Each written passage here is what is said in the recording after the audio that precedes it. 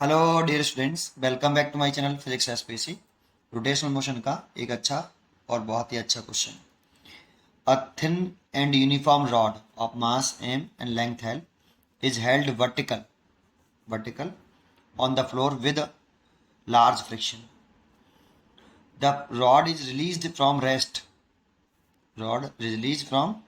rest so that it falls by rotating about its contact point with the floor without slipping.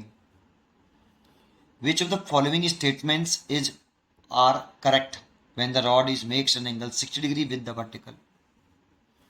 जी एसेसन due to gravity और चार choice दे रखी हैं। एक में radial acceleration of the rod पूछ रहा है, सेंटर ऑफ मास का, angular acceleration of the rod, angular speed और normal reaction force from the floor on will be. ये चार चॉइस दे रखी हैं। देखें एक एक करके करते हैं सोल्यूशन। पहले एक डायग्राम बनाते हैं कि ये तो मान लो फ्लोर है, ये फ्लोर है, ठीक है, ये फ्लोर है। इस पे एक रॉड खड़ी हुई है वर्टिकल ऐसे, और इनिशियली ये रेस्ट में है। That means initial angular speed zero है, रेस्ट में। फिर इसे क्या कर दिया, यहाँ से रिलीज कर दिया। रिलीज कर देंगे, यहाँ पे लार्ज फ्रिक्शन है तो यहाँ से ये मूव नहीं कर रहा, स्लिप नहीं कर रहा, ठीक है, नीचे से। तो ये ऐसे 60 डिग्री बनाते हुए यहाँ से यहाँ आ गया। ये रॉड 60 डिग्री रोटेट कर गई, देखो ऐसे, ऐसा बोल रहा है। Rod makes an angle 60 degree with vertical, तो 60 डिग्री नाली वर्टिकल से। तो देखो इसका सेंटर ऑफ मास ये रहा। जब ये रॉड ऐसे मूव करेगी तो ये सेंटर ऑफ मास ऐसे घूमेगा, तो इसका वेट जो है इस जगह पे जब 60 डिग्री बना लेगा, तो एक तो इस जगह पर एंगुलर स्पीड निकालनी है मेरे को, angular speed of the rod. और तब पूछ रहा है जब वो कितना एंगल बना ले, 60 डिग्री बना ले वर्टिकल से, तो ये 60 डिग्री बना ले, तो इस जगह पर एंगुलर स्पीड पूछ रहा है। तो इस जगह पर इसका वेट लगेगा नीचे की तरफ mg, और इस जगह पे हिंज फोर्स भी होंगे। लेकिन एक बात हो, हिंज फोर्स की दर्शन कैसे दिखाएं? हिंज फोर्स इस जगह पर कंफ्यूजन होता है कि नॉर्मल फोर्स दिखाएं कैसे। तो जब भी हिंज फोर्स आए, हिंज आए, तो वहां पर दो दर्शन दिखाते हैं नॉर्मल फोर्स की हम, ठीक है। एक दिखाते हैं टेंजेंशियल एक्सेलरेशन के अलाउंग, और एक दिखाते हैं रेडियल एक्सेलरेशन के अलाउंग, ठीक है। तो देखो इसमें अगर ये घूमेगी रॉड तो कुछ इस तरह से सर्कुलर पाथ होगा इसका। तो इस जगह पर tangential acceleration, G centre of mass है, सेंटर ऑफ मास पे मैं टेंजेंशियल एक्सेलरेशन दिखाऊं तो ऐसे आएगा कुछ, ये टेंजेंशियल एक्सेलरेशन, और रेडियल एक्सेलरेशन कुछ इस तरह से आएगा सेंटर ऑफ मास पर, ए आर, है ना। तो हम हमेशा हिंज फोर्स जब दिखाते हैं ना, वो टेंजेंशियल एक्सेलरेशन के अलोंग और रेडियल एक्सेलरेशन के अलोंग दिखाते हैं।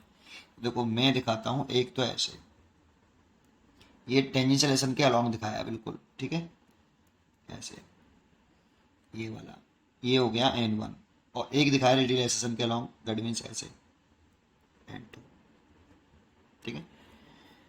चलिए दिखा दिया। अब सबसे पहले मैं इसमें एंगुलर स्पीड निकाल लो। क्या निकाल लो? Angular speed. तो एक बात बताइए, ये हिंज फोर्स कहाँ लग रहे हैं?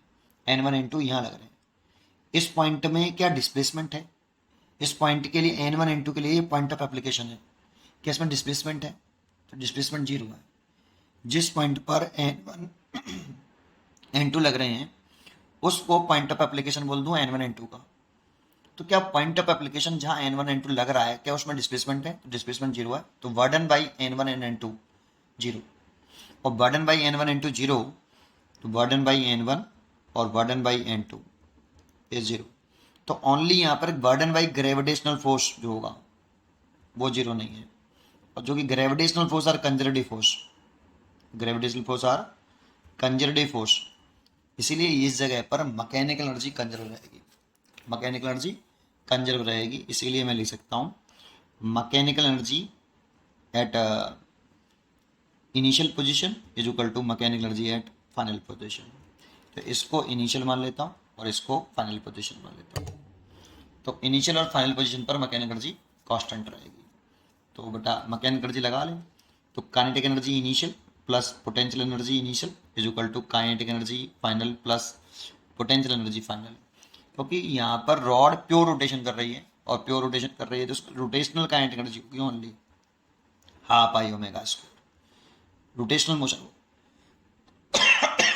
बोला है, ठीक है।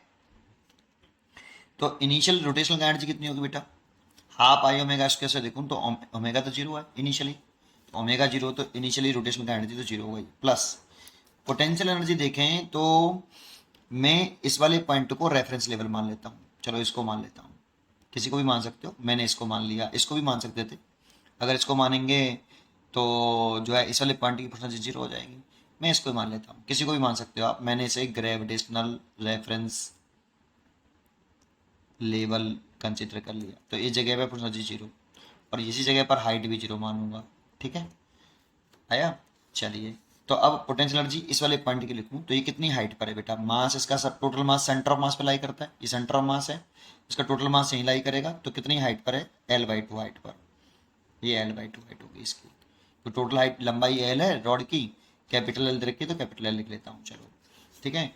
तो पोटेंशियल एनर्जी लिखूँ तो कितनी लिखूँ, mg/L/2, क्योंकि इनिशियली इसको रेफरेंस लेवल माना तो इसे h हाइट पर है, h इज इक्वल टू कितना L/2 और ऊपर एस एल प्लस का, ठीक है, इज इक्वल टू फाइनल लिखें इस जगह पे तो half I omega square plus potential energy लिखें इस वाले पॉइंट पर, इस वाले पॉइंट पर पोटेंशियल एनर्जी लिखते हैं, तो देखो ये हाइट हमें निकालनी पड़ेगी बेटा, ये वाली हाइट निकालनी पड़ेगी, ये वाली रेफरेंस लेवल से, और ये निकालें तो ये हाइट निकालने के लिए देखो आसान है, ये 60 है तो ये वाला 60 होगा, ठीक है, और ये 60 होगा तो इस वाली कंडीशन में इस ट्राइंगल में लगा लो आप और हाइट निकाल लो h, तो मैं यहाँ लिख देता हूँ, देखो इस जगह पे cos 60 degree is equal to small h over base बटे हाइपोटेनियस, तो ये तो सेंटर ऑफ मास है तो ये वाली तो डिस्टेंस L/2 ही रहेगी, इसीलिए L/2, तो h इज इक्वल टू हो जाएगा L/2 cos 60 डिग्री, ठीक है।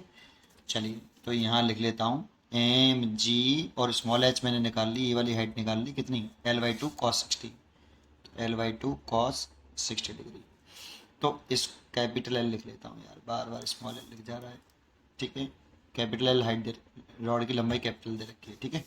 चलिए, तो इसको दल ले आओ, तो mg/L/2 कॉमन, mg/L/2 कॉमन ले लो, इसको दल ले आओ, 1 माइनस cos 60 की वैल्यू हाफ, cos 60 की वैल्यू तो ये वो हाफ हो गई, इसको दल ले आए, कॉमन ले लिया, is equal to half I, देखो आई जो है ये कहाँ किस एक्सिस के अबाउट रोटेट कर रही है, इस एक्सिस के अबाउट घूम रही है, तो इस एक्सिस के अबाउट घूम रही है, तो इसी एक्सिस के अबाउट क्या ले लो, मोमेंट ऑफ इनर्शिया रॉड का, तो रॉड के वन एंड से पास होने वाले एक्सिस के अबाउट और लेंथ के परपेंडिकुलर मोमेंट ऑफ इनर्शिया होता है 1/3 एम एल स्क्वायर, और ये ओमेगा स्क्वायर है ये, तो सॉल्व कर लो, देखो एम से तो एक एम कैंसिल हो गया और 2 से ये वाला 2 कैंसिल हो गया, एक एल से ये एल कैंसिल हो गया, और देखो एक में से आधा गया तो यहाँ आधा बचेगा, तो g/2 तो ये हो गया बेटा, g/2, और ये 3 है, 3 यहाँ आ जाएगा और एक एल यहाँ बचा तो एल यहाँ आ जाएगा, इज इक्वल टू ओमेगा, तो ओमेगा इज इक्वल टू आएगा रूट के अंदर 3g/12, 3g/12, क्योंकि ये तो ओमेगा स्क्वायर हो गया, तो ओमेगा इज इक्वल टू कितना आ गया, रूट के अंदर 3g/12, क्या चेक करें, angular speed of the rod root के अंदर 3g/12, that means C choice correct, अभी तो ये वाली तो करेक्ट है ये, चलिए सी वाली बात हमने कर ली। अब बात करते हैं एंगुलर एसेलरेशन निकाल लेते हैं अल्फा, एंगुलर एसेलरेशन या रेडियल एसेलरेशन निकाल लेते हैं, तो रेडियल एसेलरेशन डी ए की बात कर लेते हैं, देखो रेडियल एसेलरेशन सेंट्रीपिटल एसेलरेशन भी बोलते हैं इसको, ये आर ओमेगा स्क्वायर होता है, तो सर्कुलर पाथ की जो रेडियस है इसमें, अगर सर्कुलर पाथ पर देखेंगे तो रेडियस L/2 हो जाएगी सर्कुलर पाथ की, और L/2 और ओमेगा मैंने निकाल ही लिया है, आर ओमेगा स्क्वायर, इस वाली पोजीशन पे पूछ रहा है ना, तो इसी वाली पोजीशन पे देखेंगे, ठीक है, तो आर की वैल्यू तो हो गई L/2 और ओमेगा मैंने निकाल ही लिया, इसका स्क्वायर करेंगे तो 3g/2l, तो ये हो जाएगा L से L cancel and 3g/4, this is a radial acceleration, तो radial acceleration is equal to आया 3g/4, ये देखो radial acceleration is equal to v square upon R भी लिख सकते थे, सेंटीमीटर ऐसे तो v is equal to R omega put करते तो आर ओमेगा स्क्वायर आ जाता, ठीक है। चलिए, ये चेक कर लेते हैं कितना आ रहा है 3g/4, और ये आ गया ए, करेक्ट चॉइस है, ये भी सही है, ठीक है, क्योंकि ये इतनी आ रहा है। अब चर्चा कर लेते हैं एंगुलर एसेलरेशन की, पहले बी की, तो बी एंगुलर एसेलरेशन पूछ रहा है, तो देखो इस डायग्राम को थोड़ा सा यहाँ से यहाँ बना लेता हूँ, क्योंकि उसमें ख़राब नहीं करना चाह रहा। यहाँ बना लेता हूँ क्योंकि उसकी ज़रूरत पड़ेगी फिर दोबारा से। यहाँ बना लेता हूँ, जल्दी बन जाए, कुछ नहीं उसमें, फटाफट बनाना है ऐसे। और यहाँ पर एम जी है बेटा, सेंटर ऑफ मास पर, और ये 60 डिग्री है, यही है ना। और यहाँ से घूम रहा है, ठीक है। और इसमें एक मैंने नॉर्मल फोर्स ऐसे माना है N1, और एक मैंने ऐसे मान लिया फोर्स को दिखाया, ठीक है। तो इसी पॉइंट के अबाउट उसे O पॉइंट मान लेता हूँ। O पॉइंट के अबाउट टॉर्क निकाल लो। Torque on rod about point O। तो tau O is equal to, देखो N2 का टॉर्क तो जीरो होगा, क्योंकि इसकी परपेंडिकुलर डिस्टेंस जो है टॉय is equal to R perpendicular to F. इसकी लाइन ऑफ एक्शन से इसकी जो परपेंडिकुलर डिस्टेंस है वो जीरो है, इसकी भी लाइन ऑफ एक्शन से इसकी परपेंडिकुलर डिस्टेंस जीरो है, तो इसका भी टॉर्क जीरो होगा। अब रह गया एम जी। एम जी की लाइन ऑफ एक्शन ये हो गई, तो परपेंडिकुलर डिस्टेंस ये हो गई, देखो ये वाली लाइन ऑफ एक्शन पर परपेंडिकुलर करें ओ पॉइंट से, क्योंकि ओ पॉइंट के अबाउट निकाल रहे हैं। तो ये एम जी, और ये परपेंडिकुलर डिस्टेंस तो देखो 60 ही है, तो ये 60, और ये 60, तो ये निकालने के लिए इस ट्राइंगल में साइन 60 लगाना पड़ेगा। Sine 60 is equal to perpendicular हो गया मान ले एक्स, तो एक्स बटे हाइपोटेनियस एल बाई टू, तो X is equal to L by two sine 60। तो ये हो जाएगा M G L by two, और साइन 60 की वैल्यू हो जाएगी √3/2। तो ये हो जाएगा ओके अबाउट टॉर्क आ गया ये, तो इतना, और टॉर्क इज इक्वल टू लिख लिया आई अल्फा। एंगुलर एक्सेलरेशन निकालना है ना, तो आई अल्फा। लेकिन एक बात ध्यान रखिए, टॉय बराबर आई अल्फा में हमेशा जिस पॉइंट के अबाउट टॉर्क निकालते हैं उसी पॉइंट के अबाउट मोमेंट ऑफ इनर्शिया भी लेते हैं। तो मोमेंट ऑफ इनर्शिया इसी एंड के क्रॉस निकालना, क्योंकि पॉइंट ओ के अबाउट टॉर्क निकालना है, टॉर्क निकाला है, तो पॉइंट ओ के about he moment of inertia, तो जो कि वन एंड से पास हो रहा है, इसीलिए 1/3 M L square alpha is equal to M G L √3/4। देखो एम से एम कट गया, एक एल से एक एल कैंसिल हो गया, ठीक है। एक एल से ये एल कैंसिल हो गया, तो यहाँ से 3 का ऐसे मल्टीप्लाई करें तो अल्फ़ा कितना आएगा, अल्फ़ा इज इक्वल टू 3 का ऐसे मल्टीप्लाई करना है तो 3√3g अपॉन 4l इतना आएगा। देखो चेक कर लेते हैं कहीं गड़बड़ ना कर दें। 3√3g हो गया, और डिवाइडेड में लिखते हैं तो एक एल बचेगा, तो 4l आ जाएगा नीचे, बिल्कुल ठीक। एंगुलर एक्सेलरेशन इतना आया, क्या इतना ही आ रहा है, देखो angular acceleration of the rod 2g/l, that means ये चॉइस रॉन्ग हो गई, ये चॉइस मैच नहीं कर रही, इसलिए रॉन्ग हो गई, ठीक है, क्योंकि एंगुलर एक्सेलरेशन इतना आ रहा है, ठीक है। चलिए बी वाली चॉइस तो रॉन्ग हो गई भाई, ए वाली करेक्ट थी, सी वाली करेक्ट थी, लेकिन बी वाली रॉन्ग है। अब रह गई डी वाली चॉइस चेक करना। डी वाली चॉइस अगर चेक करें तो कैसे चेक करें, डी वाले में ही सबसे ज़्यादा कंसेप्ट है, ठीक है। तो देखो अब मैं N1 निकाल लूँ, लेकिन मैं कैसे निकालूँ जानते हो, यहाँ पे टेंजेंशियल एक्सेलरेशन तो हर एक पॉइंट का अलग अलग होगा। सेंटर ऑफ मास का टेंशन अलग है, यहाँ का देखूंगा तो रेडियस बदल जाएगी बेटा यहाँ की, और रेडियल एक्सेलरेशन भी अलग होगा। सेंटर ऑफ मास के क्यों निकाला फिर तुमने, सेंटर ऑफ मास से निकाला क्योंकि जो नेट फोर्स होता है ना, वो मास इनटू सेंटर ऑफ मास के अबाउट एक्सेलरेशन लेते हैं बेटा, ये होता है। जब भी नेट फोर्स निकालो तो पीछे तो जो करते थे ना पीछे ट्रांसलेशन मोशन में, तो उसके हर एक जब ट्रांसलेशन मोशन करता है तो उसके हर एक पार्टिकल का जो एक्सेलरेशन होता है वो सेम होता है, लीनियर एक्सेलरेशन, इसीलिए कोई फर्क नहीं पड़ता, एफ बराबर एम ए लिख लो। लेकिन बेटा यहाँ पे रोटेशनल मोशन में हर एक पार्टिकल का टेंजेंशियल एक्सेलरेशन और रेडियल एक्सेलरेशन दोनों अलग अलग होंगे। सोचो अगर मैं यहाँ पे कराता तो आर बराबर L/2 थोड़ी लिखता, ए आर जब निकाला तो रेडियस मैंने कितनी ली L/2, जबकि यहाँ निकालते तो रेडियस कितनी लेते एल, एल ओमेगा स्क्वायर होता है इस जगह पर रेडियल एक्सेलरेशन। सो इसीलिए सेंटर ऑफ मास के अबाउट ही हमने लिए हैं ये रेडियल एक्सेलरेशन और टेंजेंशियल एक्सेलरेशन, बहुत इंपॉर्टेंट पॉइंट। अब देखो नेट फोर्स निकाल लो, तो नेट फोर्स लिखूँ मैं इसका, और एम जी को देख रहा हूँ, तो देखो एम जी की कंप्यूट करने पड़ेंगे मेरे को, क्योंकि एम जी की कंप्यूट इसलिए करने पड़ेंगे क्योंकि एम जी ना तो ए टी के अलॉन्ग है ना ए आर के अलॉन्ग है, तो एम जी की कंप्यूट कर लो, तो एक कंपोनेंट ये आएगा, देखो ये वाला आएगा एम जी का कंपोनेंट, एम जी साइन 60, क्योंकि ये 60 डिग्री है ये, और ये वाला कंपोनेंट आएगा एम जी का, एम जी कॉस 60, ये वाला एम जी कॉस 60 और ये वाला एम जी साइन 60। अब N1 और इसका ये अलॉन्ग हो गए देखो, तो इसका नेट फोर्स निकाल रहा हूँ मैं, नेट फोर्स मैं निकाल रहा हूँ इसका और इसका। तो क्या लिखूँ, N1 सॉरी एम जी, देखो एसलरेशन इस साइड में है, ए टी की साइड में, इसीलिए sorry M G sine 60 side में एसलरेशन ए टी, तो क्या लिखूँ, M G sine 60 degree minus N1 is equal to कितना, मास इनटू एसलरेशन, तो रॉड का मास तो एम और एसलरेशन ए टी ऐसे।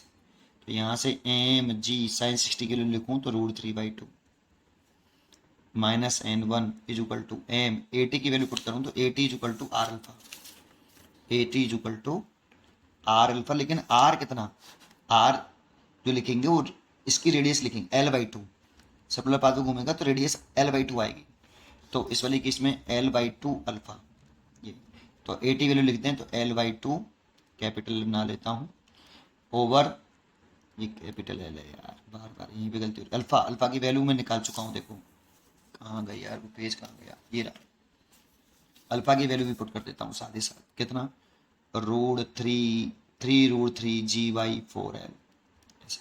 अब इस एल से तो एल मर गया, ठीक है, तो ये हो गया N1 निकालूं तो √3/2 एम जी, है ना, इसको इधर ले आऊंगा, इसको इधर ले आऊंगा, तो माइनस का 3√3 एम जी ओवर 8, ये तो हो गया।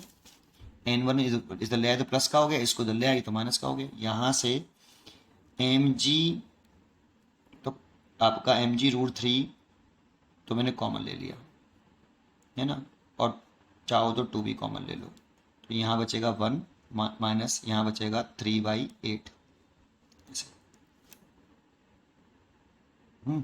तो 8 में से 3 गए तो कुछ गड़बड़ कर दी क्या, एक सेकेंड, अरे यार ये 4 आएगा, ये 2 तो कॉमन ले लिया ना भाई, ठीक है, तो ये 4 बचा तो कितना लिखेंगे, एम जी √3 कितना 2, और 4 में से 3 गए तो 1/4, तो ये कितना आया, √3 mg/8, ये N1 आया, तो N1 इज इक्वल टू आया √3 mg/8। अभी आंसर नहीं है, बताऊंगा, अभी इतना आया पहले, ठीक है। अब N2 निकालो, क्या निकालो, N2, तो N2 कैसे निकालें भाई, तो N2 में देखें तो देखो रॉड जो है ऐसे है आपकी, ये रॉड ऐसे थी और ये हिंज था, यहाँ पर N2 इस साइड में है, और इस जगह पे सेंटर ऑफ मास पर ये इधर की तरफ एम जी कॉस 60 डिग्री है, और इधर की तरफ रेडियल एक्सेलरेशन है ऐसे। तो नेट फोर्स क्या लिखें बताओ, नेट फोर्स लिखें N2 plus M G cos 60 degree, और mass N2 acceleration radial acceleration N2 plus M G cos 60 के लिए 1/2, और एम इंटू रेडियल एक्सेलरेशन कितना आया था, रेडियल एक्सेलरेशन आया था, देखते हैं ये 3g/4, 3g/4, तो 3g/4 लिख लें बेटा, 3g/4 माइनस mg/2, इसको इधर ले आए mg/2 को, इज इक्वल टू N2, तो N2 इज इक्वल टू आ जाएगा, यहाँ से अगर मैं 4 एलसीएम ले लूँ तो 3mg minus 2mg, that means mg/4, तो N2 इज इक्वल टू आया कितना, mg/4। अभी ये भी आंसर नहीं है, बताता हूँ अभी क्यों। अब जरा समझने वाली बात है, देखो यहाँ नेक्स्ट पेज बताता हूँ, एक पेज और ले लेता हूँ, जैसे ये ले लिया, ठीक है, ये समझ में आया यहाँ तक। अब मेरे को निकालना क्या है वो देखो बेटा, normal reaction force on the floor, from the floor on the will be, तो देखो नॉर्मल रिएक्शन है, फ्लोर पर कह रहा है या हिंज पे कह रहा है, तो नॉर्मल जो होता है वो परपेंडिकुलर लगता है, फ्लोर के परपेंडिकुलर वाला फोर्स चाहिए हमें, फ्लोर के परपेंडिकुलर फोर्स चाहिए, और ये इन दोनों में से जो मैंने लेट किए हैं उन दोनों में से फ्लोर के परपेंडिकुलर कोई सा नहीं है, दिख रहा है, N1 N2 में से कोई सा भी फ्लोर के परपेंडिकुलर नहीं है। देखो इस चीज़ को समझो, ये फ्लोर है, ये फ्लोर, इसमें रॉड ऐसे थी, ये रॉड थी ऐसे आपकी, और ये वर्टिकल वाली साइड थी आपकी ऐसे, ये 60 डिग्री था। N1 मेरा ऐसे लग रहा था और N2 मेरा ऐसे लग रहा था।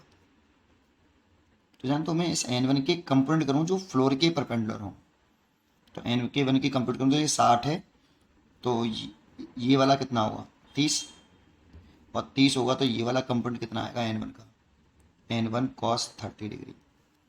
तो ये सॉल्व कर लेता हूँ मैं। यहाँ N1 की वैल्यू कितनी निकल के आई थी हमारी, N1 निकल के आया था √3 mg/8 और cos 30 की वैल्यू हो गई √3/2, तो ये हो गया 3 mg/16। ये तो N1 आ गया, ठीक है। अब ऐसे ही इस N2 की कंप्यूट करें, सोचो तो साला ये एंगल 60 डिग्री है, तो ये वाला एंगल कितना 60 डिग्री, और इसका कंप्यूट करूँ ये वाला तो N2 cos 60 डिग्री, और N2 की वैल्यू निकल के आई है हमारी कितनी mg/4, तो ये mg/4 है, और cos 60 की जो वैल्यू है वो होती है आपकी 1/2, दैट मीन्स mg/8 है ना, mg/8, और ये 3 mg/16। अब देखो ऊपर की तरफ इस वाले नॉर्मल फोर्स को देखो आप, इस वाले को और इसको, ये फ्लोर के परपेंडिकुलर है, इसीलिए नॉर्मल रिएक्शन यही पूछ रहा है हमसे, normal reaction force from the floor on will B, ठीक है, ये निकालें तो 3 mg/16 में से mg/8 घटा दें, घटा के हो रहे हैं क्योंकि इसकी डायरेक्शन नीचे और इसकी डायरेक्शन ऊपर है, तो फिर नेट की डायरेक्शन कैसी रहेगी ऊपर की तरफ, तो कितनी रहेगी 16 एलसीएम ले लें, 3 mg माइनस के 2 mg, दैट मीन्स mg/16। इतना फोर्स जो है फ्लोर ऊपर की तरफ लगेगा, ऐसा नहीं, ठीक है ना, तो इतना फोर्स लग रहा है बेटा mg/16, तो नॉर्मल फोर्स होगा, normal reaction the force from the floor will be इतना mg/16, इसीलिए चेक कर लेते हैं कितना आ रहा है mg/16। D is A correct choice. उम्मीद करता हूँ कि आपको ये क्वेश्चन जरूर समझ में आया होगा, थोड़ा सा समय ज़रूर लिया मैंने, पर समझाया अच्छी तरीके से। पढ़ते रहिए और खुश रहिए। Thank you.